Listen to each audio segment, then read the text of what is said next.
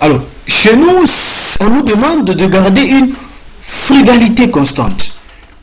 Et l'Église nous prescrit de jeûner, de prendre au moins un repas complet après, donc le mercredi de cendre et le vendredi saint. De s'abstenir pendant ces jours, le mercredi des cendres et le vendredi saint, de s'abstenir de toute viande à sang chaud, des viandes abattues. Mais pour le reste, nous devons garder cette sobriété volontaire. Ce n'est pas une obligation, ce n'est pas basé sur la distinction de manger ceci, manger cela, non. Ce n'est pas dans ce sens-là. Qu'est-ce que je me prive pendant ces temps pour le bonheur de l'autre? Mieux vaut ici se priver se priver de la médisance, par exemple. Se priver des réseaux sociaux qui parfois nous arrachent le temps de prier, qui parfois nous arrachent le temps de parler avec nos voisins, qui de fois nous arrachent le temps d'aller visiter les autres. Et donc, nous ne pouvons pas seulement dire que non, nous nous privons d'eau. Mais nous nous privons d'eau pourquoi? Pour se faire souffrir. Mais pourquoi? À la place, qu'est-ce que j'ai fait? Qu'est-ce que j'ai fait? Et donc, le Christ nous a présenté 3 piliers, qui sont les piliers principaux qui vont nous aider à passer notre carême. Matthieu chapitre 6. Il s'agit d'améliorer notre relation. 3 relations. La première relation, c'est la relation avec Dieu. Deuxième relation, c'est la relation envers moi-même.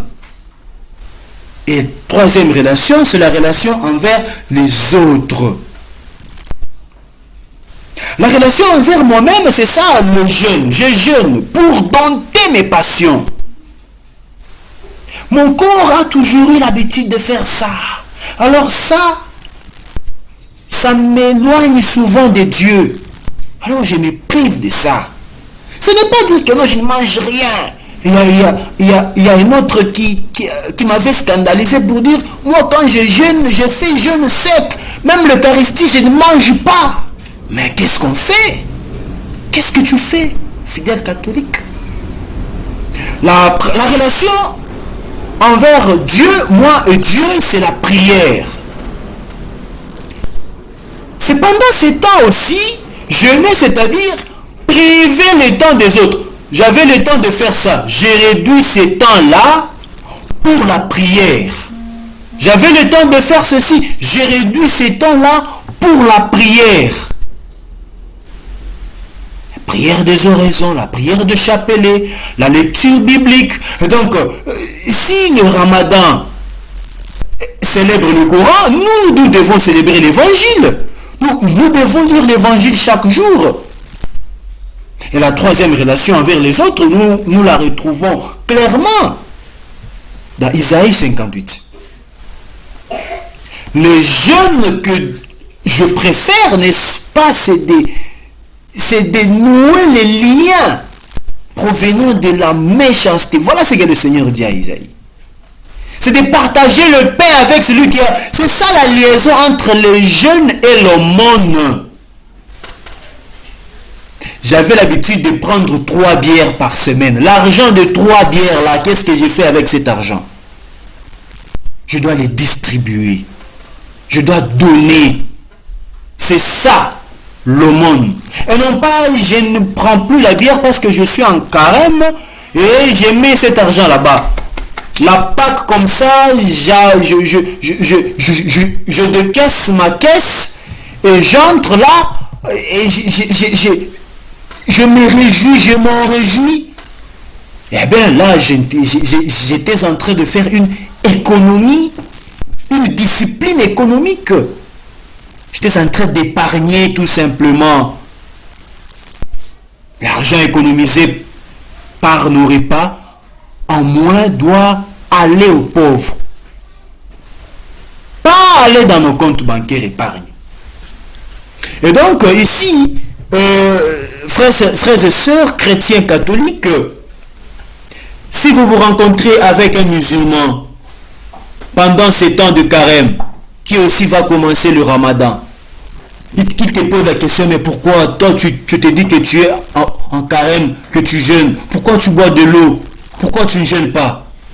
À la lumière de ce que l'apôtre Pierre nous a dit, 1 Pierre 3,15, de répondre avec intelligence, respect à tous ceux qui demandent l'explication de notre foi. Je respecte ta pratique. Mais pour nous chrétiens, le jeûne n'est pas l'interdiction absolue de la matière, non. Mais la recherche de la sobriété pour laisser plus de place à la prière et à la charité. Plus de place aux bonnes choses qui nous conduisent à Dieu. Donc, je ne cherche pas, moi chrétien, pendant ce temps de carême, je ne cherche pas l'exploit physique. Je cherche à préparer mon cœur à la résurrection de Jésus. Voilà ce que je cherche. Je prépare mon cœur à la résurrection de Jésus. Parce que le carême, c'est ce temps-là qui nous font passer dans l'épreuve de rencontrer Dieu. Frères et sœurs, ne vous trompez pas de combat. Le ramadan est un temps sacré de soumission à la loi révélée. C'est vrai.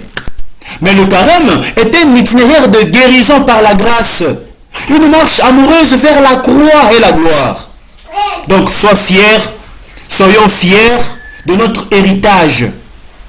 Vivons ce carême 2026, non pas comme des esclaves de la loi, mais comme des fils libres. C'est la liberté qui retourne vers la maison du Père. Comme cet enfant prodige qui rentrait vers la maison du Père, qui rentrait chez son Père. Voilà l'attitude qui doit nous animer pendant ces carèmes.